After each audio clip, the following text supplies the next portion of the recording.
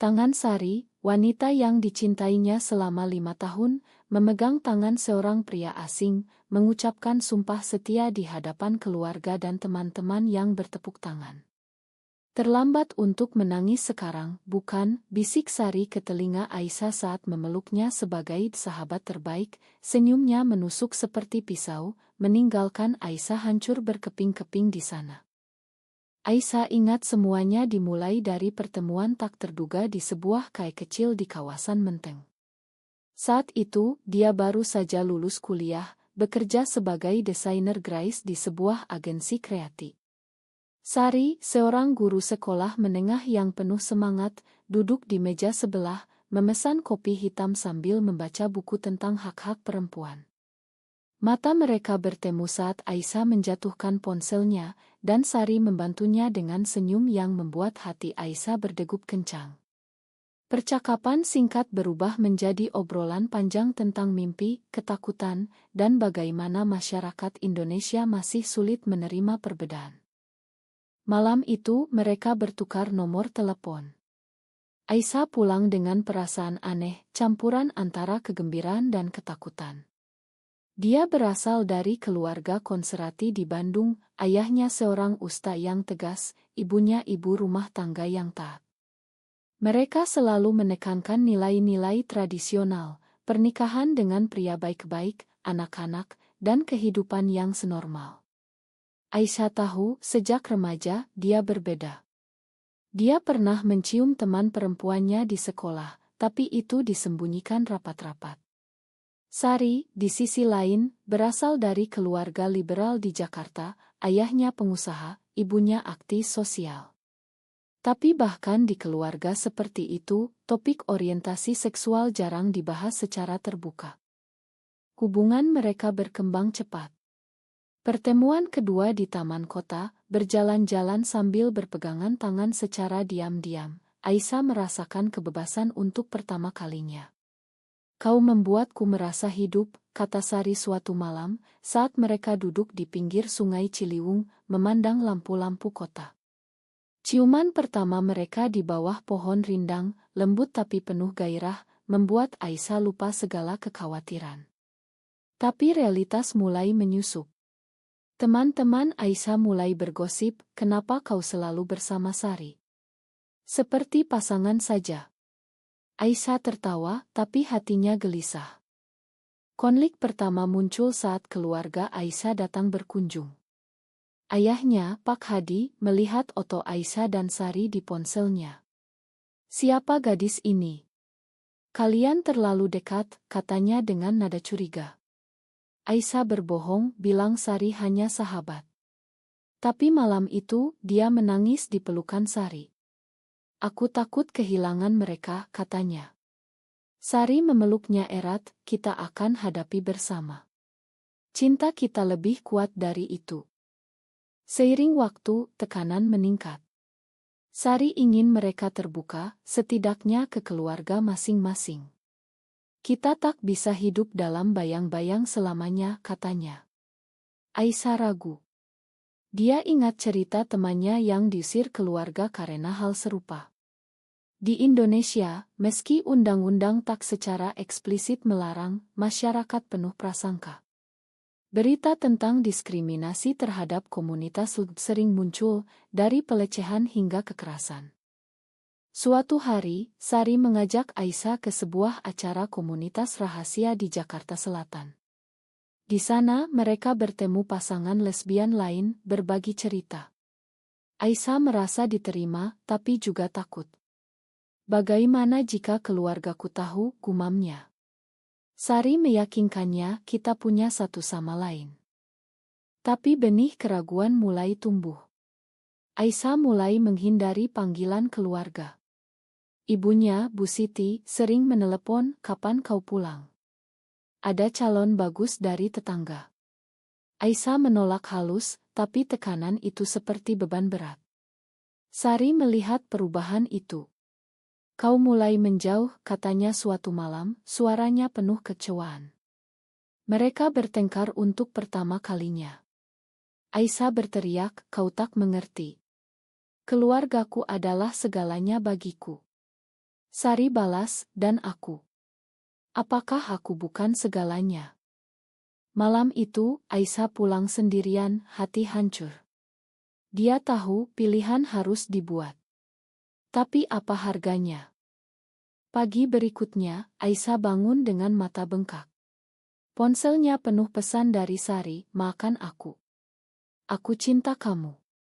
Aisyah tersenyum lemah, tapi keraguan masih ada. Dia memutuskan untuk bertemu keluarganya di Bandung akhir pekan itu. Perjalanan kereta api terasa panjang, pikirannya bergulat antara cinta dan kewajiban. Sampai di rumah, ayahnya menyambut dengan pelukan hangat. Kau terlihat lelah, nak. Bu Siti sudah menyiapkan makanan Aurit. Malam itu mereka bicara panjang. Pak Hadi bilang kau sudah 28 tahun. Saatnya menikah. Ada anak teman ayah, dokter muda, baik sekali. Aisyah menggeleng, aku belum siap, ya. Tapi ayahnya tegas, hidup ini bukan hanya tentang diri sendiri. Keluarga butuh kebahagiaanmu. Aisyah tak bisa tidur malam itu. Dia ingat masa kecilnya, saat ayahnya mengajarinya sholat, ibunya menyanyikan lagu pengantar tidur. Mereka adalah pondasinya. Tapi Sari adalah jiwanya.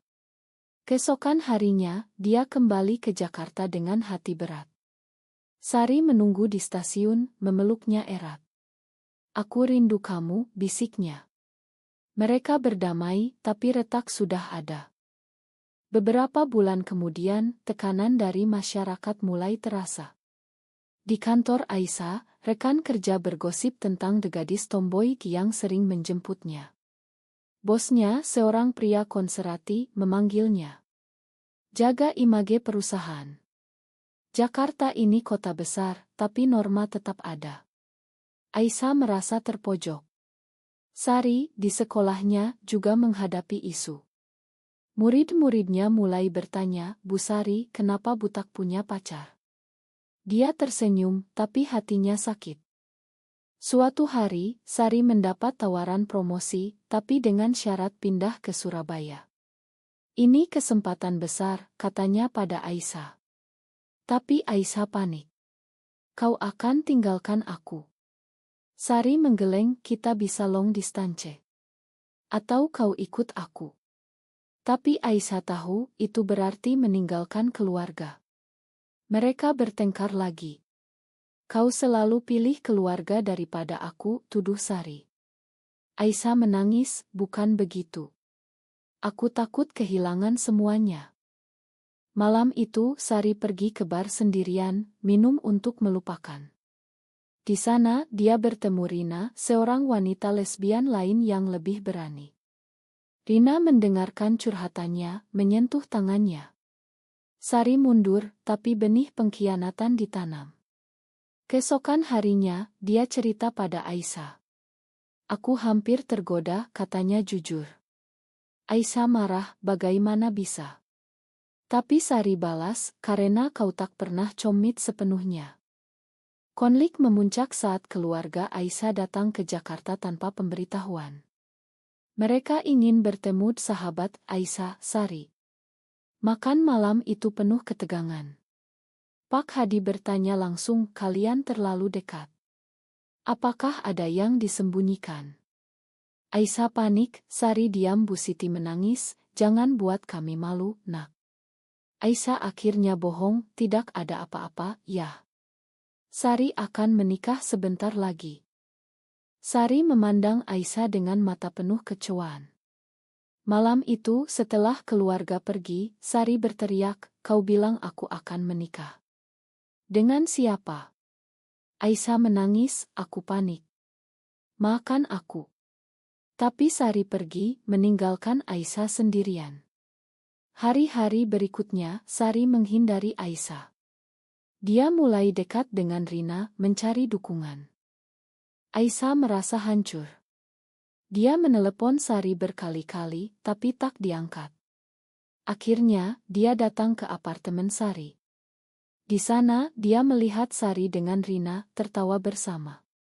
Apa ini? Tanya Aisyah, suaranya gemetar. Sari menjawab dingin, kau yang dorong aku ke sini. Aisyah pergi dengan hati remuk, tahu bahwa pengkhianatan telah dimulai. Tapi Aisyah tak menyerah. Dia memutuskan untuk terbuka ke keluarganya. Telepon ke ayahnya, "Yah, aku cinta Sari. Aku lesbian." Pak Hadi diam lama lalu bilang, "Kau bukan anakku lagi." Telepon ditutup. Aisyah menangis sejadi-jadinya. Harganya mahal, kehilangan keluarga demi cinta. Tapi apakah Sari masih ada? Setelah pengakuan itu, Aisyah merasa bebas tapi kosong. Keluarganya memutus kontak. Ibunya menelepon sekali, "Kembalilah ke jalan yang benar, nak." Tapi Aisyah teguh. Dia mencari Sari, tapi Sari sudah pindah ke Surabaya dengan promosinya. "Aku butuh ruang," kata Sari, ia pesan. Aisyah tahu, Rina ikut serta. Bulan-bulan berikutnya adalah neraka. Aisyah kehilangan fokus di kerja, hampir dipecat. Teman-temannya menjauh setelah rumor menyebar. Di Jakarta, masyarakat penuh mata-mata. Dia bergabung dengan komunitas online mencari dukungan. Di sana, dia bertemu Lina, seorang aktivis yang membantu korban diskriminasi. "Kau tak sendirian," kata Lina. Tapi hati Aisyah masih pada Sari. Dia memutuskan pergi ke Surabaya. Perjalanan pesawat terasa abadi. Sampai di sana, dia mencari alamat Sari. Di sekolah, dia menunggu. Sari keluar, terkejut melihat Aisyah. "Apa kau lakukan di sini?" tanya Sari. Aisyah menjawab, "Aku kehilangan keluarga demi kita." "Kembalilah." Sari diam, lalu ajak Aisyah ke apartemennya. "Di sana Rina ada. Ini pacarku sekarang," kata Sari. Aisyah hancur. "Kau khianati aku," teriaknya. Sari balas, "Kau yang khianati dulu dengan bohongmu." Mereka bertengkar hebat, saling tuding. Rina mencoba campur, tapi Sari suruh pergi. Malam itu, Sari dan Aisyah bicara panjang. Sari cerita, "Aku takut sendirian." Rina memberi keberanian. Aisyah balas, "Aku sekarang sendirian karena kau." Mereka menangis bersama, tapi Sari bilang, "Terlambat. Aku sudah janji dengan Rina." Aisyah pulang ke Jakarta dengan hati kosong. Dia mulai membangun hidup baru. Bergabung dengan Lina di acara advokasi. Di sana, dia bicara tentang pengalamannya, menginspirasi orang lain. Tapi malam-malam, dia ingat Sari. Suatu hari, berita datang, Sari akan menikah dengan pria, atas tekanan keluarganya. Aisyah tak percaya. Dia telepon Sari. "Benarkah?" Sari menangis, "Ya. Keluargaku ancam bunuh diri jika aku tak normal." Aisyah marah, "Kau hipokrit. Kau tuduh aku, tapi kau lakukan hal sama." Sari bilang, "Ini beda. Aku tak kuat seperti kau." Aisyah memutuskan ikut pernikahan itu sebagai sahabat. Di sana, melihat Sari di altar, hati Aisyah remuk. Saat pelukan, Sari bisik, "Terlambat untuk menangis sekarang, bukan? Itu seperti pukulan." Aisyah sadar, pengkhianatan itu mutual. Tapi cerita tak berakhir. Setelah pernikahan, Sari hubungi Aisyah. "Aku salah. Suamiku tahu masa laluku, dia dukung. Tapi aku masih cinta kau." Aisyah bingung. Apakah ini kesempatan kedua? Atau jebakan? Masyarakat Indonesia tak memakan mudah. Keluarga Sari menekan, jauhi Aisyah atau cerai. Sari memilih bertemu Aisyah diam-diam, mereka bertemu di hotel kecil. "Aku ingin kembali," kata Sari. Aisyah ragu, "Kau sudah nikah." Sari menangis, "Ini pernikahan palsu. Aku terjebak." Mereka berpelukan, tapi Aisyah mundur. "Ini salah. Kau khianati suamimu juga. Konflik moral memuncak. Aisyah merasa bersalah. Apakah mencintai Sari berarti menghancurkan pernikahan? Sari bilang cinta kita benar. Tapi Aisyah ingat harganya, kehilangan keluarga, teman. Kita sudah bayar mahal, katanya. Suatu malam suami Sari, Andi, tahu. Dia konfrontasi Sari. Pilih aku atau dia. Sari panik. Dia hubungi Aisyah, bantu aku. Aisyah datang, tapi Andi ada. Kalian membuat istriku menderita, katanya. Debat sengit terjadi. Andi ternyata pria baik, bilang aku nikah karena kasihan. Tapi ini tak adil. Sari harus memilih. Dia pilih Aisyah. Tapi Andi ancam cerai dan buat skandal. Keluarga Sari marah besar. Sari diusir. Dia datang ke Aisyah, aku kehilangan segalanya demi kau. Aisyah peluk dia, tapi tahu badai baru dimulai. Hidup bersama lagi, tapi penuh luka. Sari dan Aisyah tinggal di apartemen kecil di pinggiran Jakarta. Sari kehilangan pekerjaan karena skandal. Aisyah dukung dia, tapi tekanan finansial besar. Malam-malam Sari menangis, apakah ini layak? Aisyah jawab, ya karena kita bersama. Tapi masyarakat tak diam, tetangga bergosip, dua wanita tinggal bersama. Pasti aneh. Anak-anak mengejek. Suatu hari, sekelompok pemuda datang, melempar batu ke jendela. Pergi dari sini, lesbi, teriak mereka. Aisyah dan Sari lapor polisi, tapi polisi bilang, ini urusan masyarakat. Jaga diri saja. Trauma itu membuat Sari depresi. Dia mulai minum, menjauh dari Aisyah. Aku menyesal, katanya suatu malam. Aisyah marah, kau yang pilih ini. Mereka bertengkar lagi. Sari pergi, bertemu Rina lagi. Rina tawarkan bantuan, kembali padaku. Aku lebih stabil. Aisyah tahu, tapi diam dia fokus pada advokasi dengan Lina. Mereka selenggarakan seminar tentang hak di Indonesia. Aisyah bicara di depan umum untuk pertama kali. Cinta tak kenal gender. Tapi masyarakat buat kami bayar mahal. Tepuk tangan meriah, tapi ancaman datang, pesan anonim, hati-hati, atau kau mati. Sari kembali, minta maaf. Aku takut. Mereka berdamai, tapi retak semakin dalam. Keluarga Aisyah hubungi lagi. Ibunya bilang, ayah sakit. Pulanglah. Aisyah ragu. Sari dorong pergi. Mungkin saatnya rekonsiliasi. Aisyah pergi ke Bandung. Ayahnya di rumah sakit, lemah. Makan ayah, nak. Ayah takut kehilanganmu. Aisyah menangis, aku juga ya. Mereka bicara panjang. Pak Hadi bilang, ayah tak setuju, tapi kau anak ayah. Itu langkah kecil, tapi berarti. Kembali ke Jakarta, Aisyah cerita pada Sari. Sari iri, keluargaku tak pernah makan. Itu picu pertengkaran. Sari bilang, mungkin kita tak cocok. Aisyah terkejut, setelah semua ini. Sari pergi lagi. Kali ini, Sari benar-benar hilang. Aisyah cari, tapi tak ketemu. Berhari-hari kemudian, berita Sari kecelakaan, mobilnya tabrak karena mabuk. Aisyah buru-buru ke rumah sakit. Sari koma. Di sana keluarga Sari datang, salahkan Aisyah.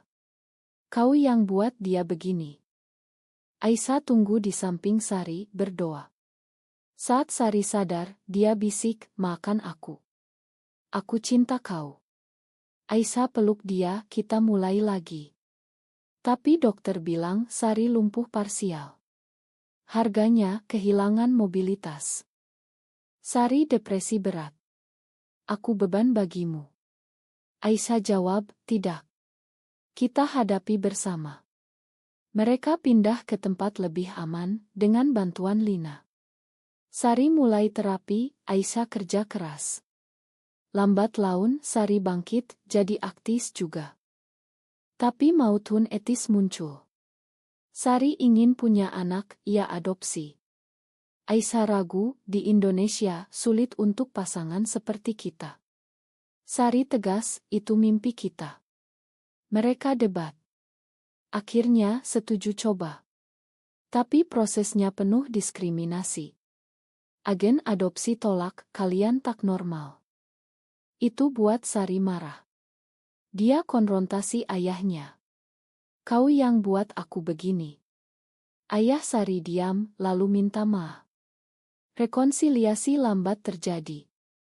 Hidup mereka stabil, tapi tekanan sosial tetap. Suatu hari, undangan pernikahan Rina datang. Rina nikah dengan wanita lain secara simbolis. Sari ingin pergi, Aisyah cemburu. Kenapa? Sari jawab, untuk tutup masa lalu. Di acara, Aisyah lihat Sari bicara dengan Rina. Hati panas. Pulang, mereka bertengkar. Kau masih cinta dia? Sari geleng, tidak. Tapi kau tak percaya aku. Itu ujian terakhir. Setelah pertengkaran itu, Aisyah dan Sari duduk bersama, bicara dari hati ke hati. Kita sudah bayar terlalu mahal, kata Aisyah. Kehilangan keluarga, teman, kesehatan. Sari nod, tapi kita punya satu sama lain. Itu cukup. Mereka putuskan untuk lebih kuat. Tahun berikutnya, mereka pindah ke Bali, tempat lebih toleran. Sari buka sekolah kecil untuk anak-anak marginal. Aisyah desain kampanye advokasi. Hidup mereka penuh tantangan, tapi juga kebahagiaan kecil. Piknik di pantai, memandang matahari terbenam, berpegangan tangan tanpa takut. Tapi masa lalu kembali. Andi, mantan suami Sari, hubungi. Aku ingin Aku tahu kau bahagia sekarang. Sari bertemu dia, tutup bab itu. Aisyah dukung, tapi hati gelisah. Suatu hari, berita besar, pemerintah bahas undang-undang anti-LGBT. Komunitas panik. Aisyah dan Sari ikut demo di Jakarta. Di sana, mereka ditangkap polisi. Di penjara, Sari bilang, ini harga kebebasan. Aisyah jawab, bersama kita kuat. Dibebaskan setelah intervensi aktivis, mereka jadi simbol perlawanan. Media liput, pro dan kontra. Keluarga Aisyah hubungi lagi, dukung diam-diam, keluarga Sari juga lunak. Tapi klimaks datang saat Sari sakit lagi, komplikasi dari kecelakaan. Di rumah sakit, Aisyah di sampingnya. Jangan tinggalkan aku, bisik Aisyah. Sari tersenyum, aku tak akan. Sari sembuh, tapi itu buat mereka sadar, hidup rapuh. Mereka putuskan hidup lebih autentik. Sari tulis buku tentang perjalanan mereka. Aisyah ilustrasikan. Buku itu laris, tapi kontroversial. Ancaman datang, tapi mereka tak mundur. Di akhir perjalanan, mereka duduk di teras, memandang laut. Apakah semua ini layak, tanya Sari. Aisyah jawab, ya, karena kita belajar tentang cinta sejati. Cinta mereka bertahan, tapi dengan luka. Mereka tahu, di Indonesia, perjuangan tak pernah berakhir. Tapi mereka pilih bertahan. Apakah benar bahwa pengkhianatan dalam cinta selalu membawa kebangkitan yang lebih kuat, atau justru menghancurkan selamanya?